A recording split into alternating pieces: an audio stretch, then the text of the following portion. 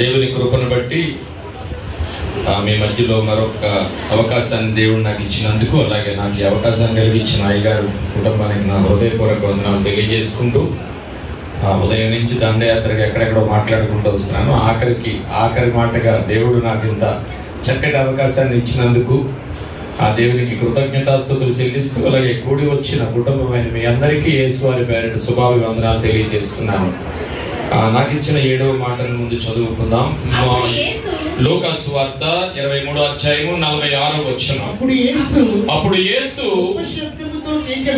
గొప్ప శబ్దముతో కేక వేసి, తండ్రి నీ చేతికి నా ఆత్మను అప్పగించుకొనుచున్నాను అని నేను చిన్న ప్రార్థన చేసుకుందామండి. మహోన్నతుడును మహాపరిశుద్ధుడు అయిన మా పరలోకపు తండ్రి, ఇదిగో నాయన ఈ ఉదయకాల సమయంలో ఆది నుంచి ఇప్పటి వరకు మీ కృపలో భద్రపరిచి పిల్లలందరినీ నాయన సురక్షితంగా ఉంచి, ఇంకనూ భక్తిగా నీ మాటలు వినడానికి అందరికీ చక్కటి ఆరోగ్యాన్ని ఇచ్చి చక్కటి ఎనర్జీని ఇచ్చి నిలబెట్టినందుకై మీకు కృతజ్ఞతాస్తుతులు చెల్లిస్తూ, అలాగే నాయన 7వ మాట మాట్లాడుచుండగా నీ కృపను బట్టి కేవలం నీ నోటిపోరుగా కొన్ని మాటలను వినిపించడానికి మీరు కృప చూపమని ఈ చిన్న ప్రార్థన యేసువారి ప్రశస్తమైన నామములో మిక్కిలి నిమితో బ్రతిమలాడి వేడుకొనుచున్నాము తండ్రి, ఆమేన్.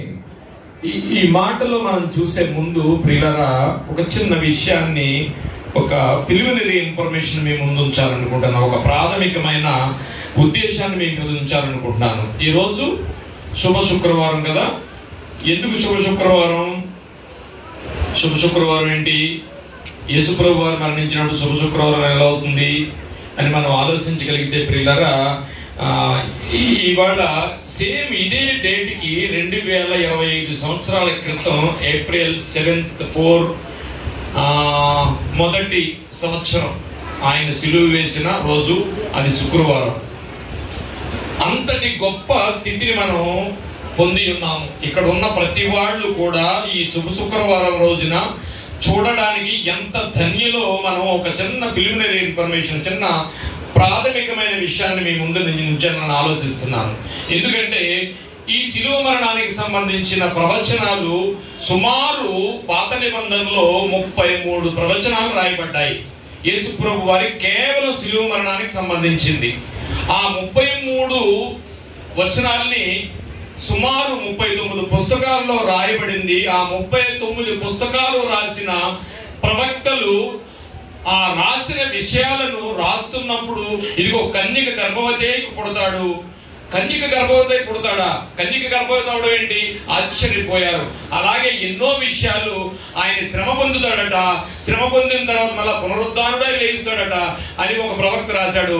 ఆ ప్రవక్త ఆశ్చర్యపోతున్నాడు, ఆ ఆత్మను నేను ఇప్పుడు చూడాలో అని. ఇది అలాగా పాత నిబంధనలో అనేక మంది ప్రవక్తలు ఎదురు చూసి చూసి చూసి చూసి ఎంతో మంది వారు ప్రాణాలు పోగొట్టుకున్నారు.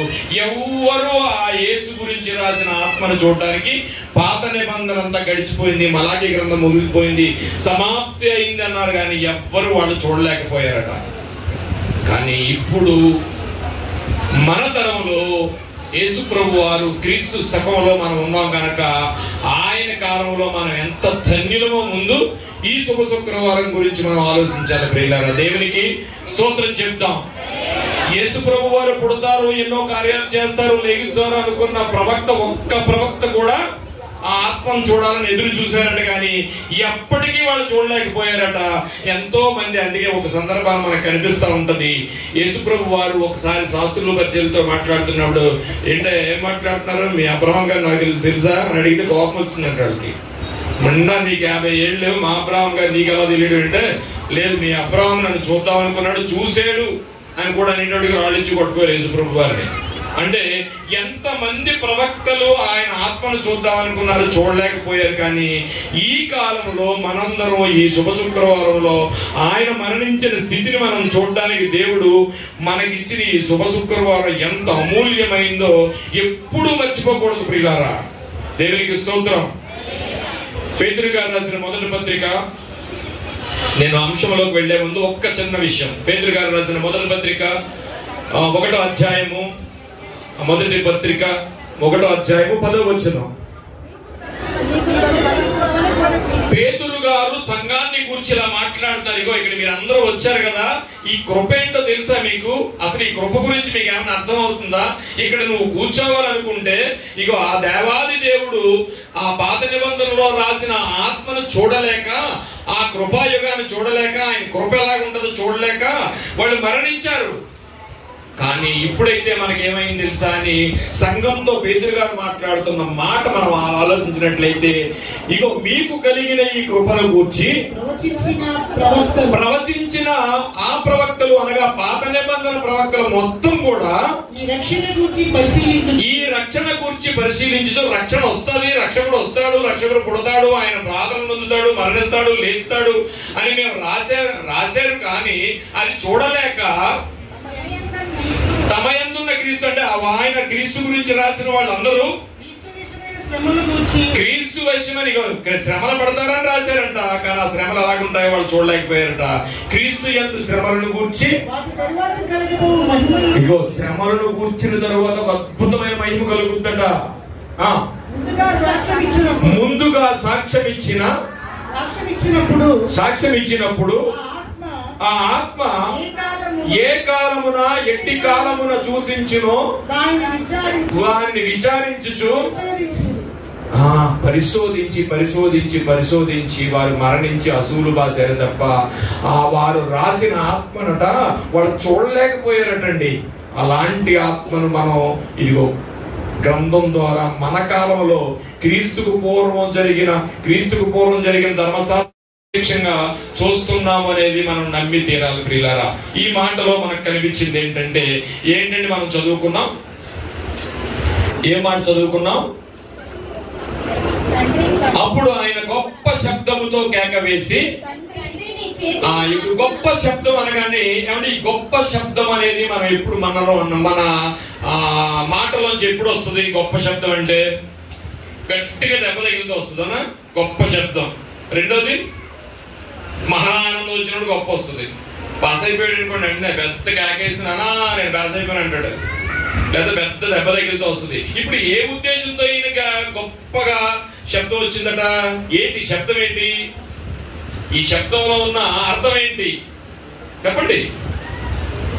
దీనికి ముందే మనం చదువుకున్నాం, ఏమంటది? సమాప్తమైంది. అమ్మగారు చక్కగా వివరించారు చాలా విషయాలు. సమాప్తమైంది. ఏం సమాప్తమైంది? సమాప్తమైన వెంటనే ఆయన మాట్లాడుతున్న మాట ఏంటి? బిగ్గరగా ఏం కేకేశాడు? పాస్ అయిపోయిన తర్వాత సమాప్తమైందంటే ఏంటి? అనుకున్న పని అయిపోయింది వెంటనే ఎలా ఉంటది మనకి? ఆనందంగా ఉంటది. బిగ్గరగా కేక వేయడం బాధ కలిగి అనుకుంటారేమో, కాదు. ఆయన ఆనందముతో బిగ్గరగా కేక వేసెను. పిల్లరా, దీనికి ముందు మనం పైన చదువుకుంటే మొదటి నుంచి చదవండి. ఆయన ఎన్ని గంటలకు మరణించారు? అప్పుడు రమారమి మధ్యాహ్నము ఎందుకు మరణించాడు? 3 గంటలు ఎందుకు దేవుడు రాయించాడు? 3 గంటలకి ఎందుకు మరణించాలి? మధ్యాహ్నం రమారమి 3 గంటలైందంట. 3 గంటలకు ఆయన ఎందుకు మరణించాలి? ఈ మాటలను అనేక కోణాలతో చెప్పొచ్చు, కానీ ఒక చిన్న విషయాన్ని మీ ముందు నుంచి నేను ముగిస్తాను.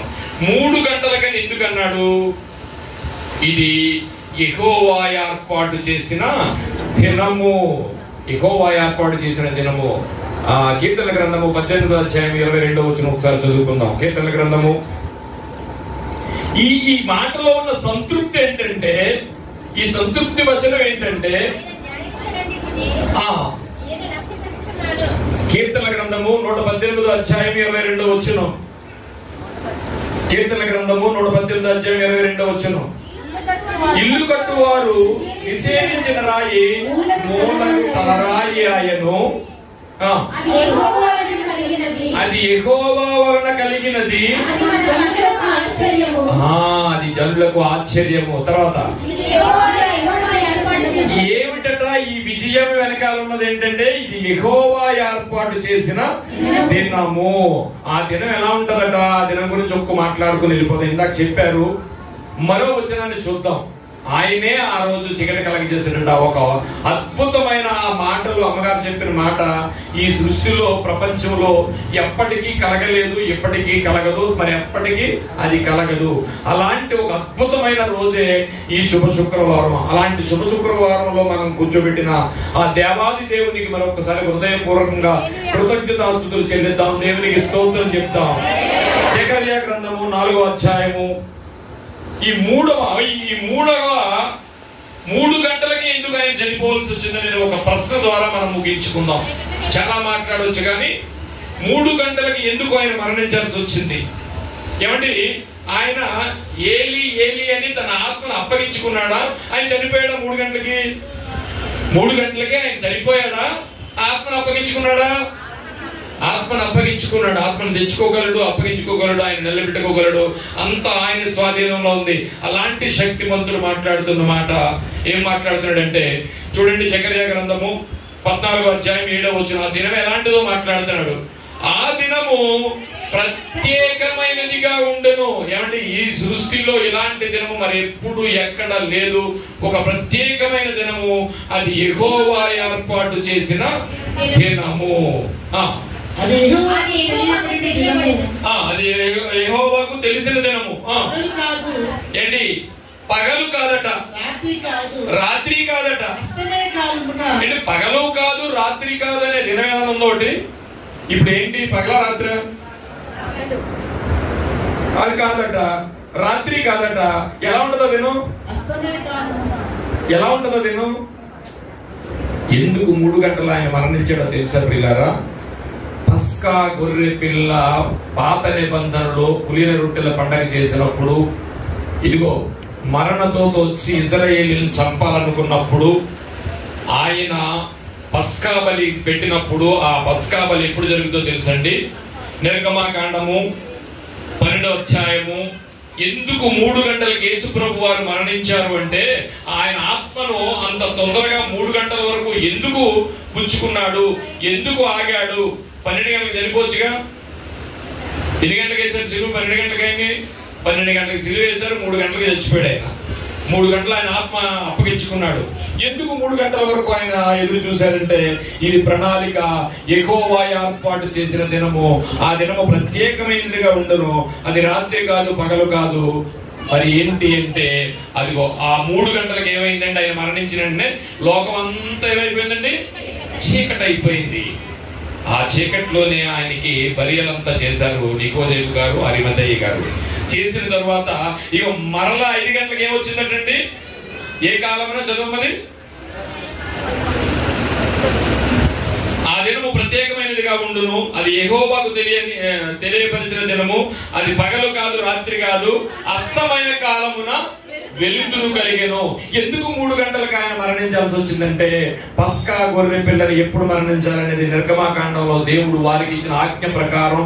ఇదిగో పాత నిబంధనకి సాదృశ్యంగా పాత నిబంధనలో యేసు ప్రభు వారు పస్కా బలి ఎన్ని గంటలకి అవ్వాలో ఆయన ఒక నమూనా రాసిచ్చాడు. గమనించండి ప్రియులారా, పాత నిబంధన అంతా ఒక అడవి అయితే, పాత నిబంధన అంతా ఒక ఘోరమైన కంటికి కనిపించని మనిషికి మానవ మేధస్సు కందని ఒక అడవి అయితే, ధర్మశాస్త్రం అందులో ఒక టార్చ్ లైట్ లాంటిది.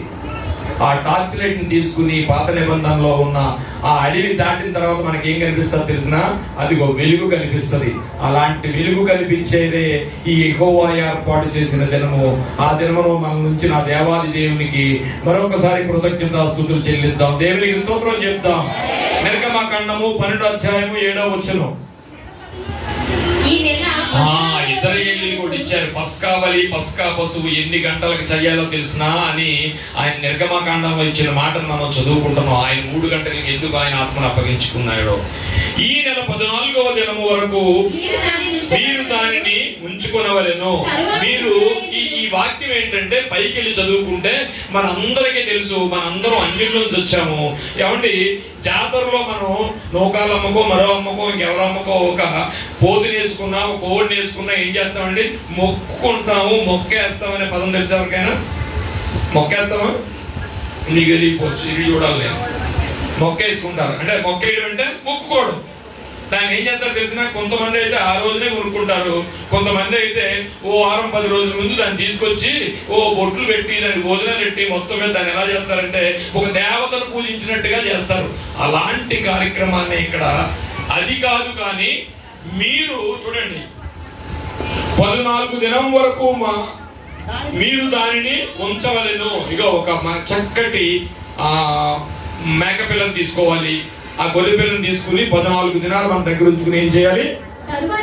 తరువాత ఇశ్రాయేలీయుల సమాజం వారందరూ తమ తమ కూటములలో సాయంకాలమందు ఎందుకు 3 గంటలకు యేసు ప్రభు వారు ఆగి తన ఆత్మను ఎందుకు అప్పచెప్పుకున్నారంటే, ఇదిగో ఆ రోజు పస్కా బలి ఇశ్రాయేలీయులు మొత్తం జనాంగాన్ని కాపాడడానికి ఆ మరణదూత నుంచి సాయంకాలం అయినప్పుడు గొర్రె పిల్లను చంపి ఆ రక్తం తీసుకొచ్చి ద్వారబంధాలకు రాస్తే వాళ్ళందరూ ఎలాగ రక్షించబడ్డారో, అలాగే యేసు ప్రభు వారు ఈ కొత్త నిబంధనలో 3 గంటల సాయంకాల సమయంలో పాత నిబంధనకు సాదృశ్యంగా ఆయన 3 గంటలకు మరణించాల్సి వచ్చింది. కాబట్టి 12 గంటలకే సాయంకాలమా, 1 గంట సాయంకాలమా, 2 గంటల సాయంకాలమా, 3 సాయంకాలం, 3 గంటలకు ఆయన ఎందుకు మరణించాడంటే ఇది సమస్తము యెహోవా ఏర్పాటు చేసిన దినము. ఆ దినము మరి ఇప్పటి వరకు ఎప్పుడు కూడా ఇంకెప్పుడు కూడా జరగదు. ఏమిటా దినం అంటే అస్తమయం వస్తుంది తర్వాత. అది రాత్రి కాదు, పగలు కాదు, అస్తమయ కాలమున వెలుతురు కలుగును. ఆ రోజు అదే జరిగింది. అస్తమయం అయిపోయింది. ఎప్పుడైతే ఆయన ఆత్మను అప్పగించుకున్నారో వెంటనే ఆ యెరూషలేము ప్రదేశం అంతా, ఆ దేశమంతా చీకటి కమ్మిందట. చీకటి కమ్మిన వెంటనే ఏం చేశారంటే ఆయన బరియలు జరగడం జరిగింది. యేసు ప్రభు వారు ఎందుకు 3 గంటలకి ఆయన ప్లాన్ ప్రకారంగా, గాడ్ ప్లాన్ ప్రకారంగా ఎందుకు 3 గంటలకు చేశారంటే, ఇదిగో పస్కా బలి ఇశ్రాయేలీయులను రక్షించడానికి సాయంకాల సమయంలో దేవుడు పెట్టిన అదే ఇప్పుడు కొత్త నిబంధనలో యేసు ప్రభు వారు 3 గంటలకు ఆయన పస్కా బలయ్యి ఈ యావత్ ప్రపంచాన్ని రక్షించాడు. దేవునికి స్తోత్రం చెప్తాం. ఇది ఈ మాటలో ఉన్న ఆంతర్యం. దేవుడు ఈ మాటలు మన వెనుకలో దీవించును గాక. ఆమేన్. చిన్న ప్రార్థన చేసుకుందాం. మహోన్నతుడును మహాపరిశుద్ధుడు అయిన మా పరలోకపు తండ్రి, ఈ మధ్యాహ్న కాల సమయంలో నీ కృపను బట్టి ఆయన చక్కటి అవకాశాన్ని ఇచ్చి పిల్లలకి ఆది నుంచి అంతం వరకు మీరు తోడుగా ఉండి నడిపించిన విధానానికే మీకు కృతజ్ఞతాస్తుతులు చెల్లిస్తూ, నాయన ఇది ఆచారం కాదు, అలవాటు కాదు నాయన, విన్న ప్రతి మాటను బిడ్డల విషయాల్లో ఈ 7 మాటలే కానీ మా తరాలకు, మా జీవితాలకు ఉపయోగపడే మాటలు కనుక మీరు నడిపించి ప్రతి మాటను వారు దాల్చుకుని చక్కగా నెమరు వేసుకునే పరిస్థితిని వారికి దయచేసి ఇక జరగాల్సిన ప్రతి అంశంలో మీరు తోడుగా ఉండి నడిపించమని ఈ చిన్న ప్రార్థన యేసు వారు ప్రశస్తమైన నామములో మిక్కిలి వినయంతో బ్రతుకున్నాడు వేడుకొనుచున్నాము తండ్రి. ఆమేన్.